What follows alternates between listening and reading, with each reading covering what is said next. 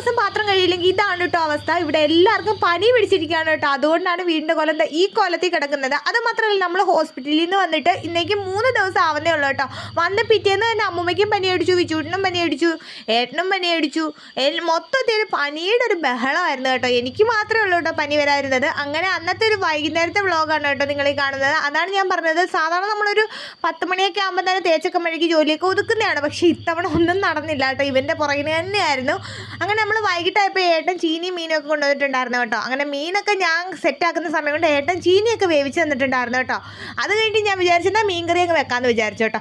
മീൻകറി എന്ന് വെച്ച് കഴിഞ്ഞാൽ നമ്മുടെ നല്ല അടിപൊളി മത്തിയാണല്ലോ കിട്ടിയത്. അങ്ങനെ മത്തിക്കറിയാണ്, നമ്മൾ മുളകിട്ട് മത്തിക്കറിയാണ് കേട്ടോ വെക്കുന്നത്. മീഡിയം വലിപ്പമുള്ള മത്തിയായിരുന്നു, എന്നാലും അതിനകത്ത് പരിചിലൊക്കെ ഉണ്ടായിരുന്നു കേട്ടോ. ഞാനാണെങ്കിൽ രാവിലെ തന്നെ അരി ഉഴുന്നും നമ്മുടെ ഉലുവയെല്ലാം കൂടെ നാളത്തേക്ക് ഇഡലിക്ക് വേണ്ടിയിട്ട് ഞാൻ വെള്ളത്തിലിട്ട് വെച്ചിട്ടുണ്ടായിരുന്നു കേട്ടോ. പിന്നെ അതും കൂടെ അരയ്ക്കുകയാണ് അതിൻ്റെ കൂടെ.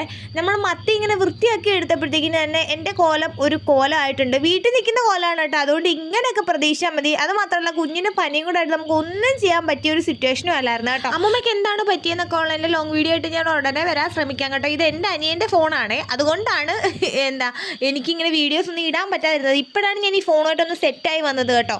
എൻ്റെ ഫോൺ കംപ്ലൈൻ്റ് ആയി. നമ്മൾ പോകുന്നതിൻ്റെ, അതായത് ഹോസ്പിറ്റലിൽ കൊണ്ടുവന്നതിൻ്റെ തലേന്ന് തന്നെ തറയിൽ വീണ് ഡിസ്പ്ലേ എല്ലാം പോയിട്ടുണ്ട് കേട്ടോ. ഇപ്പോൾ അത് കടയിൽ കിടക്കുകയാണ്, നമ്മൾ വാങ്ങിച്ചില്ല ഇതുവരെ. എന്നാൽ ഇതെല്ലാം പറഞ്ഞുകൊണ്ടിരിക്കുന്നതിൻ്റെ ഇടയിൽ കൂടെ നമുക്ക് നമ്മുടെ മീൻകറി ഇവിടെ സെറ്റ് ആയിട്ടുണ്ട്. മീൻകറി വെക്കാൻ സിമ്പിളാണ്, പക്ഷേ എന്താണ്ട് ഈ സാധനം വറുത്തെടുക്കാനുണ്ടല്ലോ, എൻ്റെ പൊന്നു മക്കളെ കണ്ണി വന്ന് വീഴാതെ നോക്കിയാൽ മതി. കാരണം എന്താണെന്ന് വെച്ചാൽ ഈ സാധനം പരിഞ്ചിലെന്നാണ് ഞങ്ങൾ ഇവിടെ പറയുന്നത്, മീനിൻ്റെ മുട്ടയാണ് കേട്ടോ. ഈ സാധനം അങ്ങോട്ട് വറുത്തെടുക്കുമ്പോൾ ഉണ്ടല്ലോ, ഈ സാധനത്തിനൊരു പ്രശ്നമുണ്ട്. എന്താണെന്നറിയാമോ?